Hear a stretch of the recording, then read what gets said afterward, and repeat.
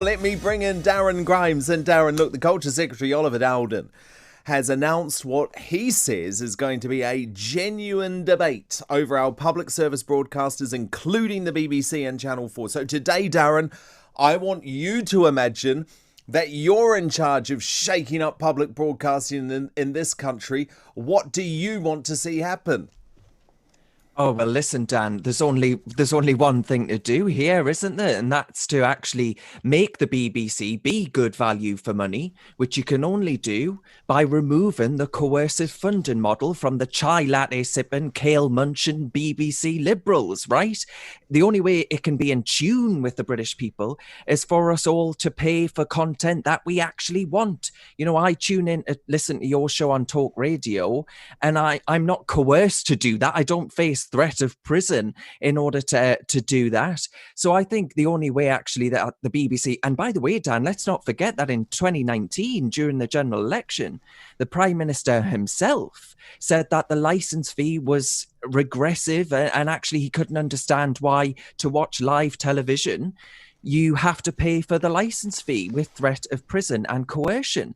So I can't really understand what the government are doing with there's not a single voice, you know, on the panel that they've put forward advocating any form of scrapping the licence fee, any model that gets rid of the licence fee. And I think the only way to bring the BBC, one, into the 21st century, but two, more in touch with the British people, is to actually scrap the funding model.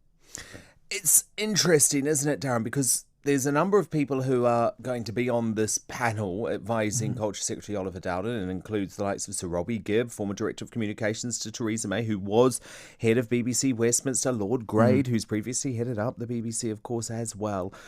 But some of the mood music is that they're not going to look at the BBC funding model, which seems to be a concern, doesn't it? Well, absolutely. Because what's happened, Dan, right? The person that we voted for, he's, as I say, seemed to recognise that it's ridiculous that if I want to watch Newcastle United get thrashed on Sky Sports, I have to pay the BBC for a licence fee or face prison.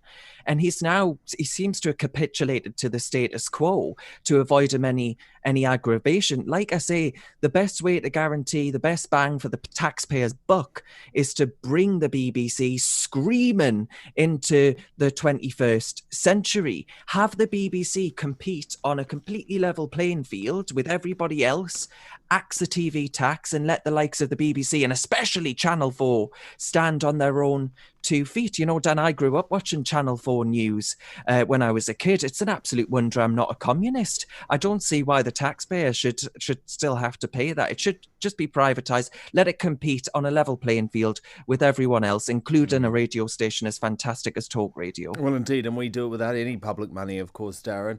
And we don't want any public money because we don't need any public money. That is the point. Now, it's interesting because Oliver Dowden, the Culture Secretary, says that this new body won't just tiptoe around the edges, but will drill right down into the current system and how it operates. I hope so. The BBC, I think quite despicably, Darren, using the coronavirus pandemic to try and fight back, despite the fact that actually it has no relevance to this. This is what a spokesperson for the BBC had to say. The past few months have served as a powerful reminder of just how much the BBC matters locally, nationally and globally.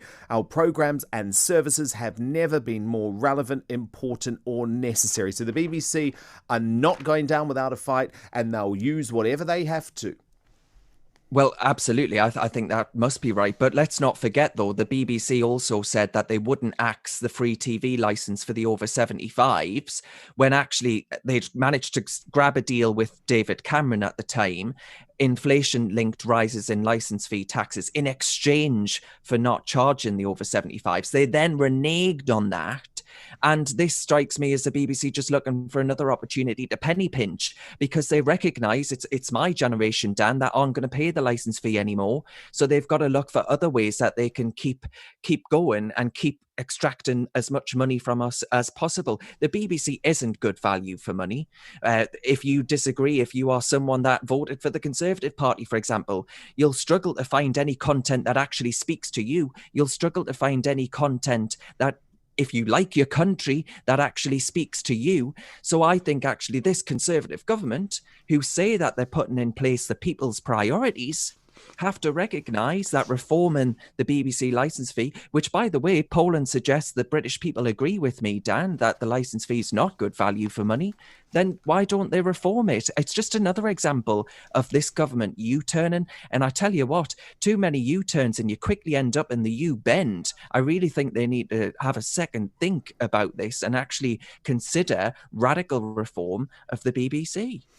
Darren, it's not just the BBC though either, is it? Because this review is also going to look at Channel 4. And Darren Grimes, I cannot understand why to this day the public owns Channel 4 when this is a politically motivated organisation. It's a failing organisation. It's an organisation that no one particularly wants. The government needs to grow some muscle here and sell the damn thing, because this is the final chance to do so.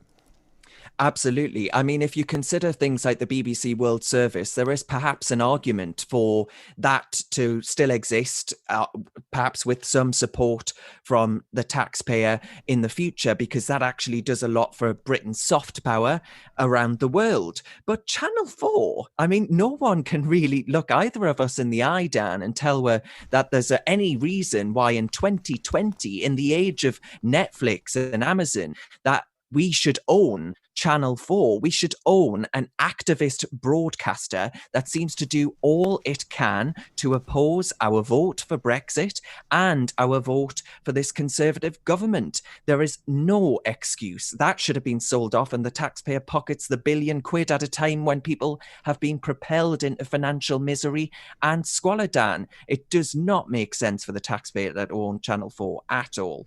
Darren Grimes with this week's Grime Time. Thank you so much, Darren.